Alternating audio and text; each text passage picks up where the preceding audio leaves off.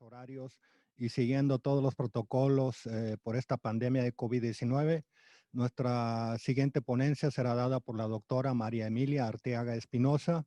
Ella nos va a hablar sobre el estrés intrauterino y su repercusión en la infancia. Ella vive en la Ciudad de México y su transmisión pues será vía internet. Entonces voy a pedirle al doctor Eduardo que nos haga la presentación del currículum de la doctora. Sí, es un orgullo presentar a la doctora María Emilia Arteaga Espinosa. Ella es médica cirujana por la Universidad Internacional de Ecuador. Posteriormente realizó su especialidad en genética médica en el Instituto Nacional de Ciencias Médicas y Nutrición Salvador Subirán. Posteriormente realizó un curso de alta especialidad en genética perinatal en el Instituto Nacional de Perinatología. Es docente de genética en la Universidad Pontífica de México. Además es genetista en Genomedic México. A continuación presentamos a la doctora. Gracias.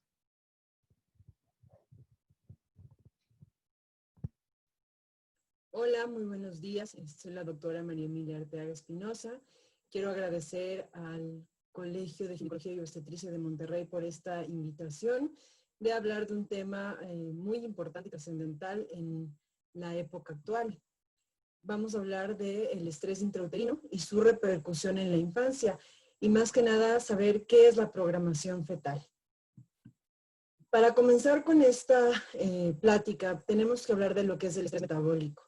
Y el estrés metabólico en conjunto forma parte de un grupo de enfermedades multifactoriales que requieren un abordaje múltiple y también un manejo multidisciplinario.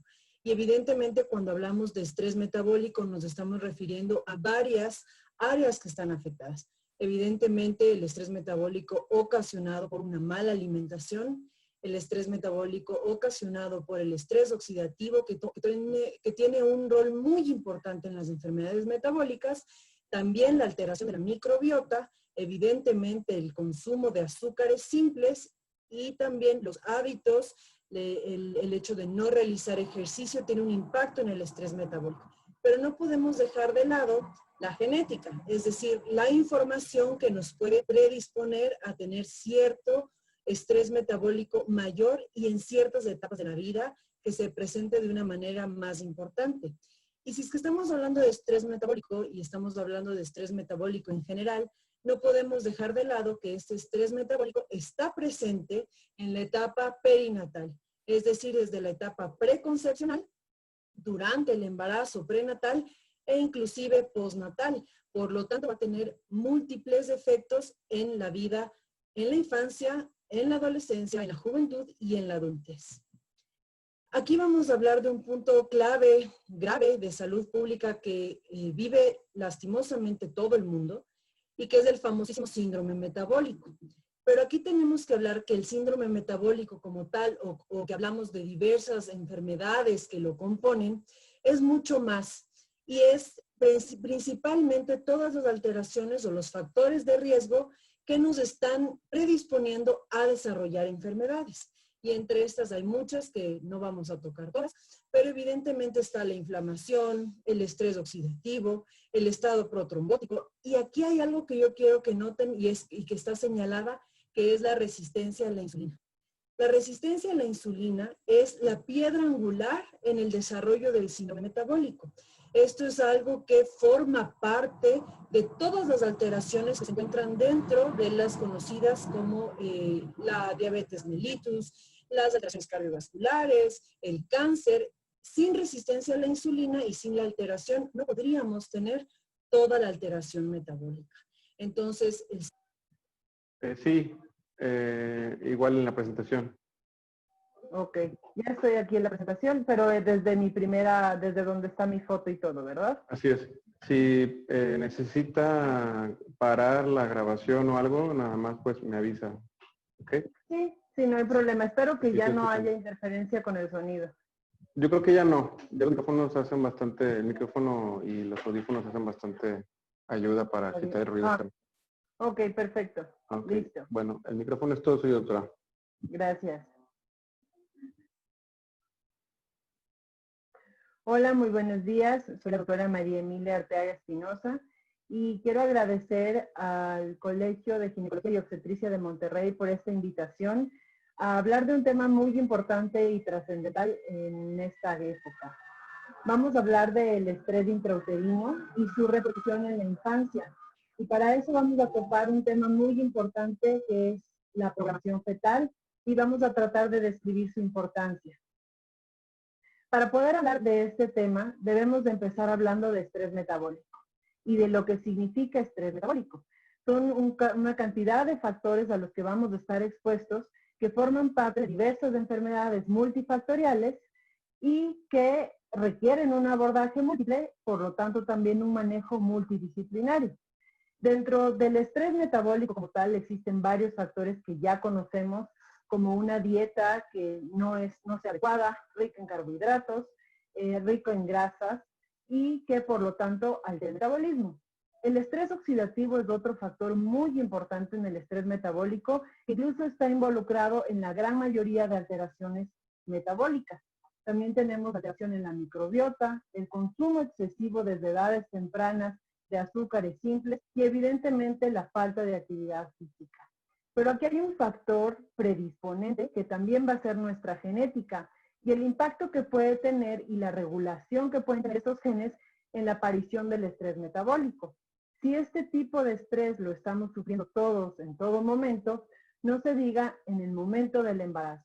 Es decir, una mujer que está expuesta tanto en la parte prenatal como en su vida común u ordinaria, el estrés metabólico va a tener consecuencias también. Aquí vamos a hablar entonces de una alteración conocida como síndrome metabólico, que lastimosamente es un problema a nivel mundial, un problema de salud pública difícil de controlar y que realmente ha tenido un impacto en el control y en la aparición de diversas enfermedades y en la mortalidad, particularmente por el riesgo de enfermedad cardiovascular. Es importante reconocer que el síndrome metabólico como tal es una aglomeración de enfermedades, pero lo que la define como tal es esta interacción de factores de riesgo, en donde, como ya habíamos comentado antes, está el estrés oxidativo, la inflamación, la alteración en los lípidos, pero aquí hay algo muy importante y es la resistencia a la insulina. Se sabe que la resistencia a la insulina es la piedra angular para el desarrollo del síndrome metabólico, ya que está presente en cualquiera de las enfermedades asociadas a esta alteración metabólica, de las que evidentemente conocemos y tratamos a diario, como el síndrome de ovario poliquístico, cáncer, la famosa diabetes mellitus tipo 2, entre otras. Por lo tanto, es muy importante que consideremos que el estrés metabólico y el síndrome metabólico como tal es una alteración derivada de muchos factores, y entre estos están los factores que ocurren a nivel intrauterino.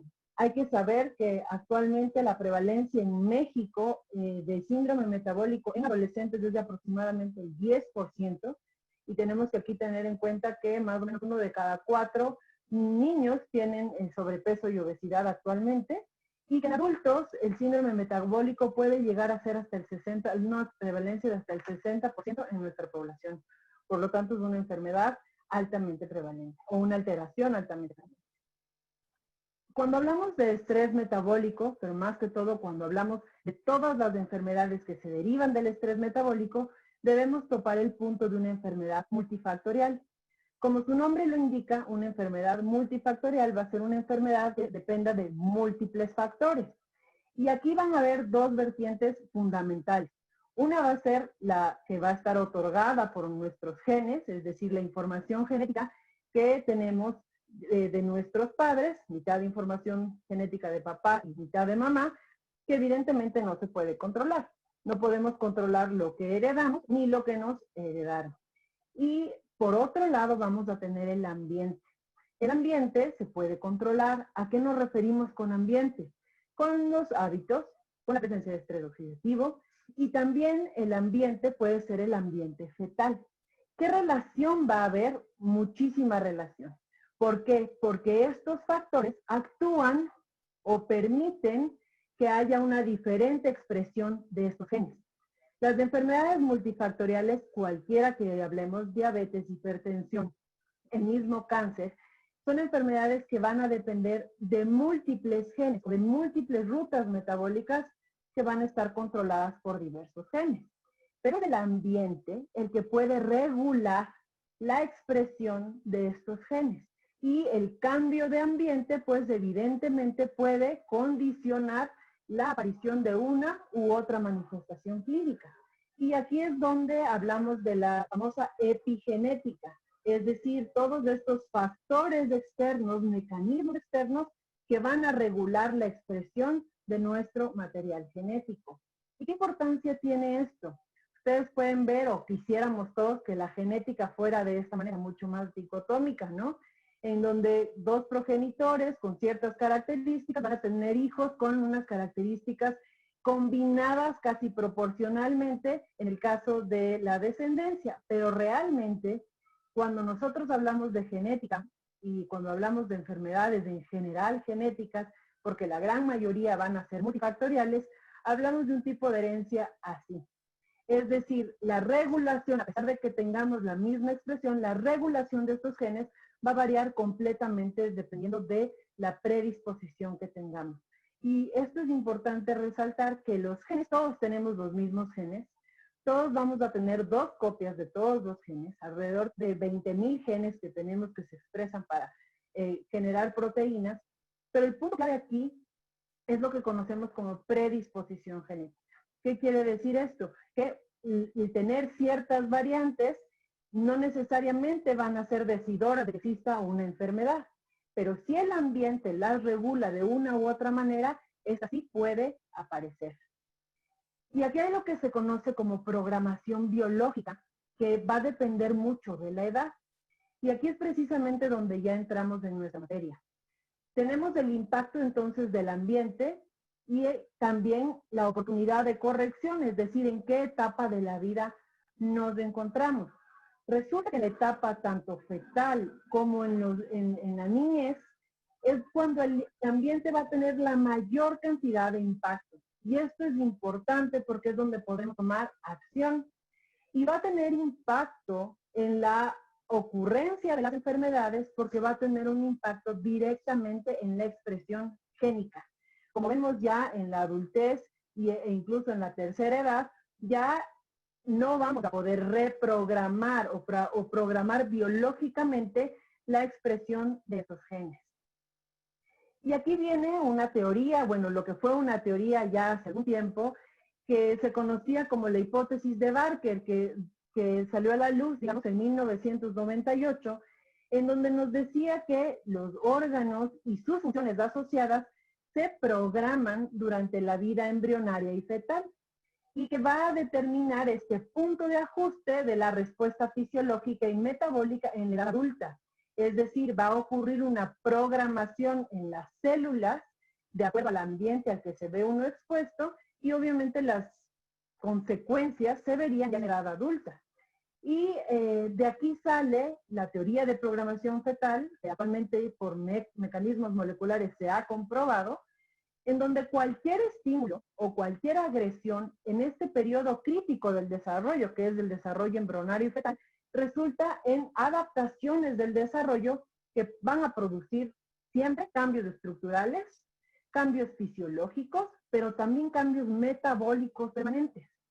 Y lo que predispone al individuo a enfermedades cardiovasculares, metabólicas y endocrinas, que actualmente son pandemia a nivel mundial. Entonces, el punto es qué tanto la programación fetal está teniendo que ver en estas enfermedades que solo estamos asociando con hábitos del adulto. Quizás la prevención no sea únicamente en la edad adulta. La prevención debería ser antes de que ocurra la programación fetal. Y aquí podemos ver un cuadro en donde nos explican, porque también cuando aparece la teoría, nos hablan de programación fetal relacionada con desnutrición materna. Y la mayoría de las ideas que giraban alrededor de la programación fetal hablaban de una dieta pobre, de una desnutrición que generaba esta programación con eventos a futuro patológicos. Pero actualmente se sabe que es el desbalance el que crea la alteración. Es decir, sea una dieta pobre en proteína, una dieta mala, una desnutrición, deficiencias de nutrientes, o también cuando hablamos de una dieta rica en grasas, una dieta que es rica en azúcares simples, es decir, los extremos van a generar enfermedad porque van a generar programación fetal.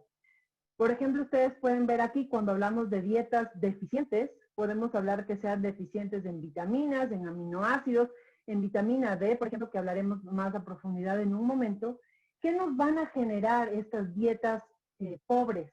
Pues evidentemente alteración pancreática, que se va a derivar en un aumento de la secreción de insulina, que además nos va a generar resistencia a la insulina hepática, esteatosis hepática, otra pandemia actual. Sabemos que en México más o menos se encuentra en el 60% de enfermedad hepática alcohólica, hablando de prevalencia, pero también alteración hipotalámica, particularmente del eje hipotálamo-hipófisis adrenal, que también aumenta la expresión orexigénica, lo que podría estar relacionado con que el adulto que presenta obesidad o que presenta sobrepeso, muy probablemente puede haber sido un bebé con bajo peso al nacer.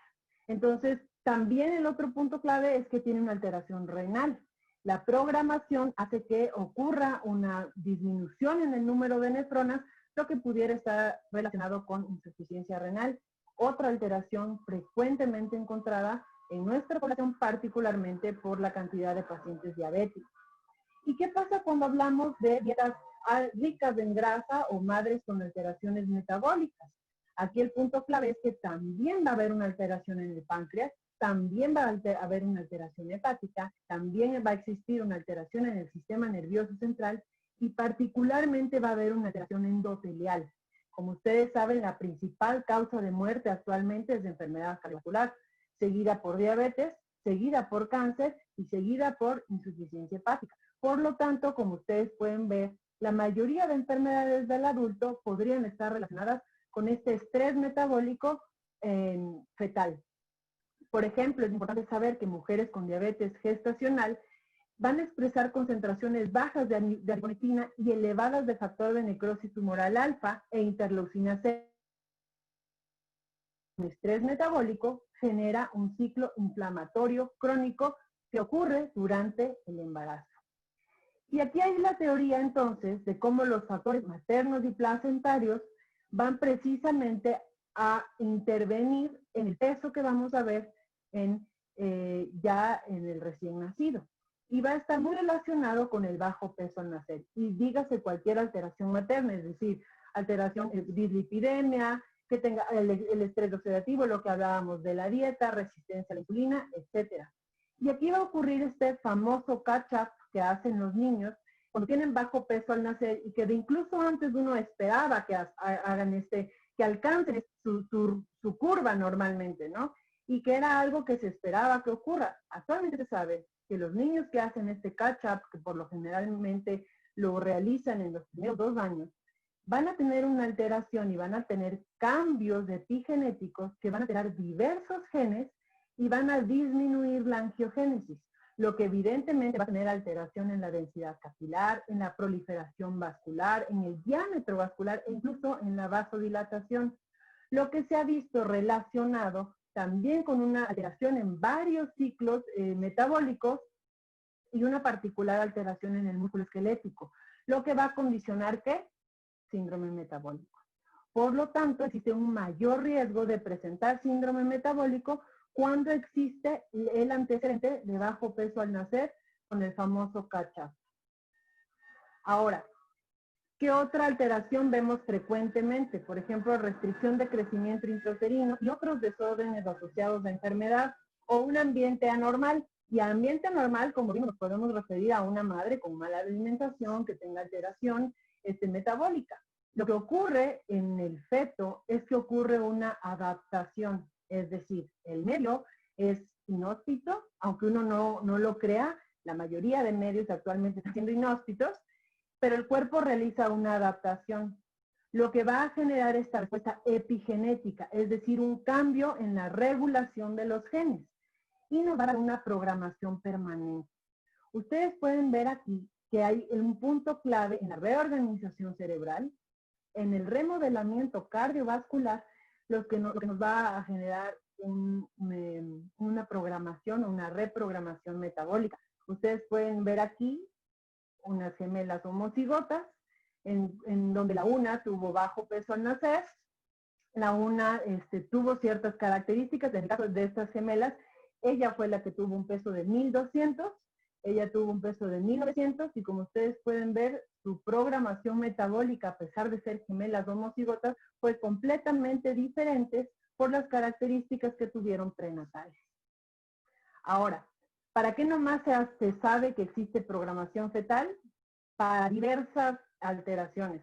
Hay programación fetal para la reorganización cerebral, para la remodelación cardíaca, programación fetal que genera o que va a manifestar como diversos tipos de alergias o asma, para resistencia a la insulina, diabetes mellitus tipo 2, obesidad, hipertensión y enfermedad cardiovascular, síndrome metabólico en general, como ya hemos visto.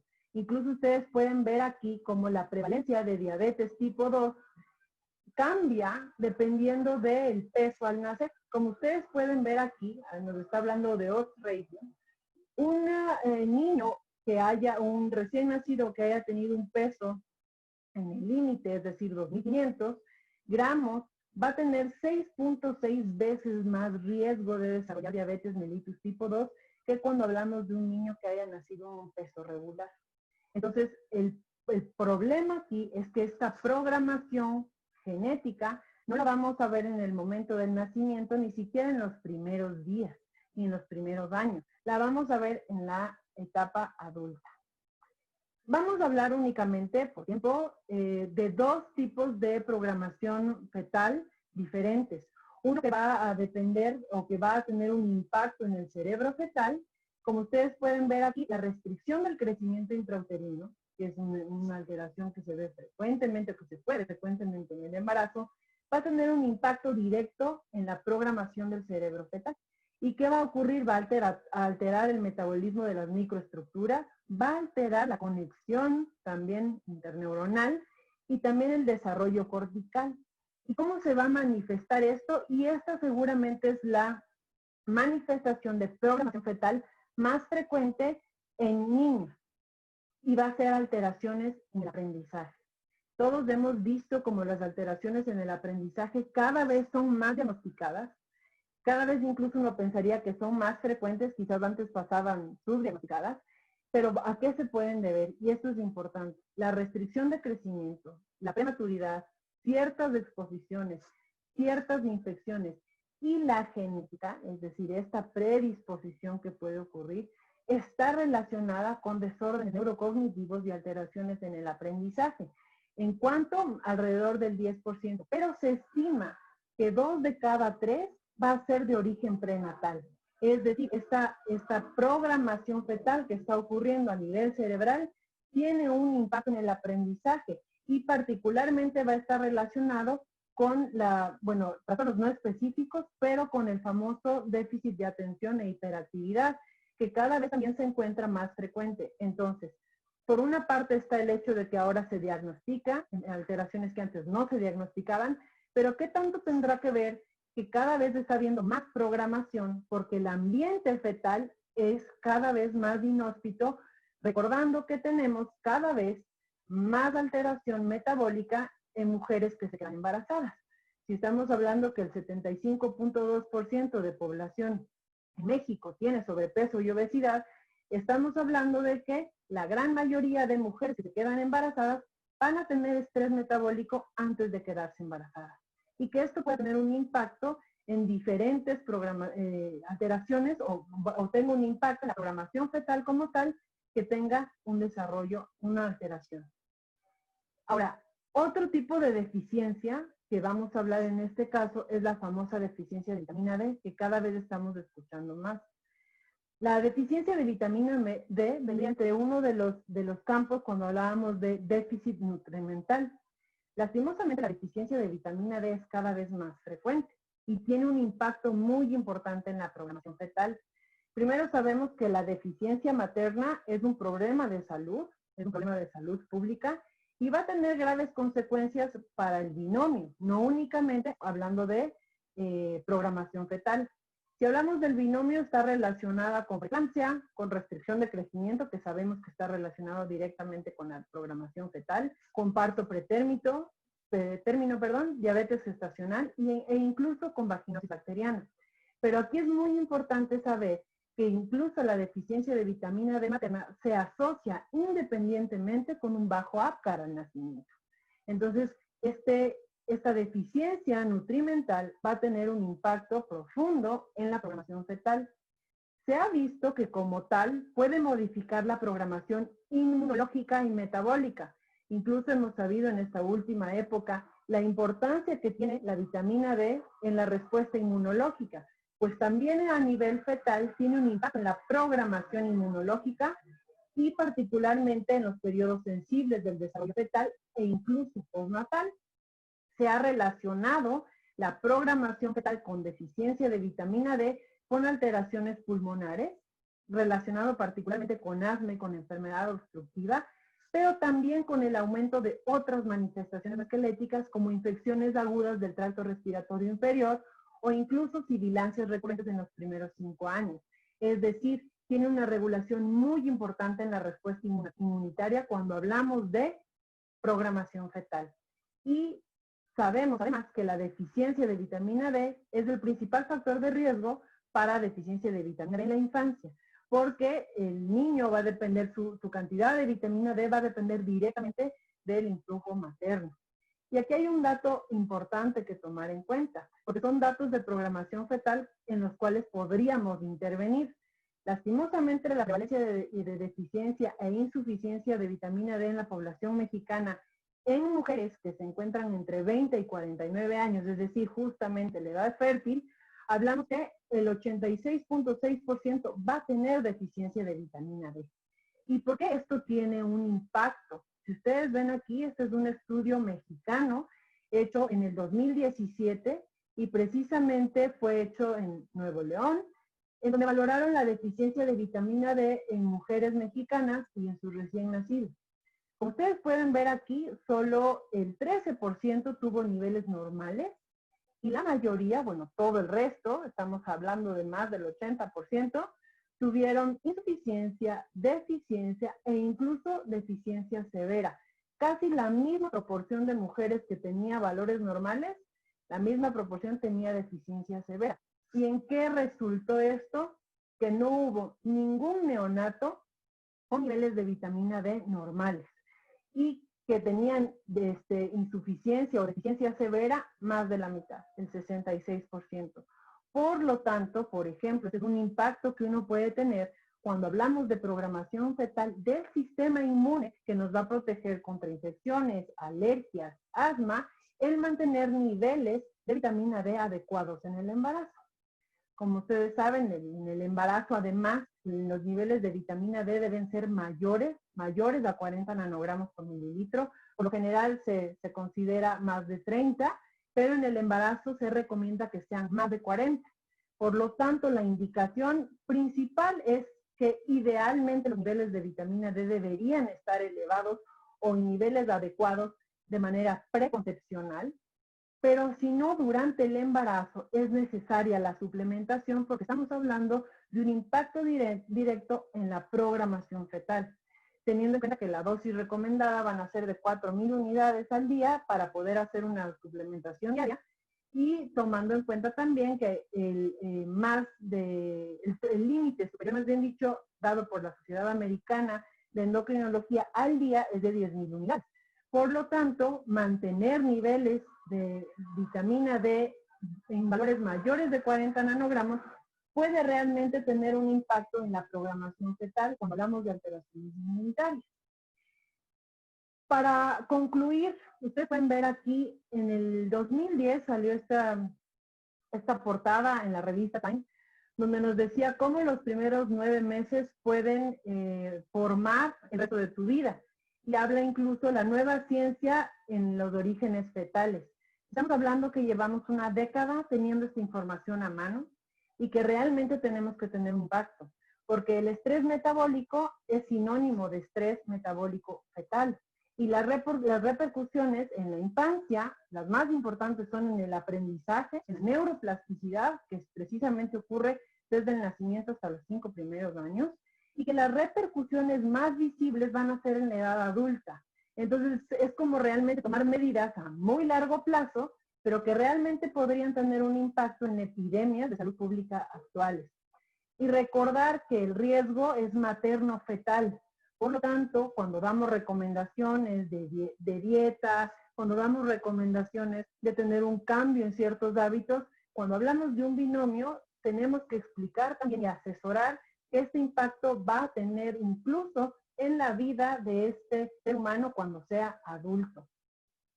Y como conclusión final, creo que lo más importante es que la medicina que debemos hacer precisamente debe ser la medicina 4P, no 4T, 4P, que es predictiva, preventiva, personalizada y participativa. Y aquí particularmente es donde muchas veces no tenemos el impacto que debemos. Predictiva, es decir, tengo una mujer con tales factores de riesgo, que tiene obesidad, que tiene diabetes, que tiene estrés metabólico, evidentemente su riesgo va a ser mayor de que haya una programación fetal que nos lleve a enfermedades a futuro. Preventiva, realmente tener un asesoramiento preconcepcional. Debe ser personalizada, es decir, evaluar cada riesgo que tenga cada madre embarazada, y participativa, es decir, nos debemos involucrar en el manejo de estos factores de riesgo que pueden tener tanto impacto. Yo nunca soy muy fan de la imagen del iceberg, pero creo que en este punto es muy importante tomar en cuenta que lo que vemos realmente de las enfermedades metabólicas tiene un trasfondo genético y tiene un trasfondo de programación genética de muchas décadas atrás.